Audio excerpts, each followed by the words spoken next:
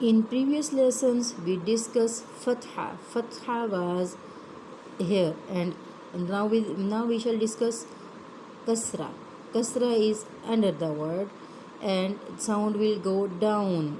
When we read fatha, sound was going up, and now sound will go down. Sound will go down.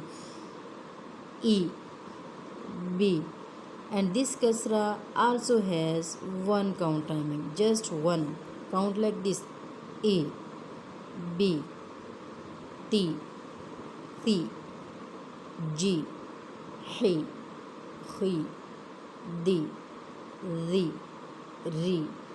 When there is kasra and a ra, this will be light, re, and there when there was fatha, it was heavy, ra.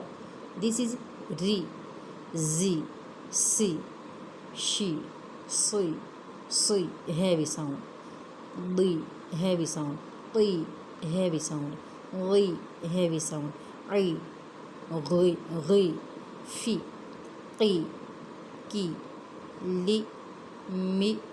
Don't read like this: me, no nasal sound, me, ni, without nasal sound, ni, no, ni, he, we, ye, ye, no whistling sound, ye.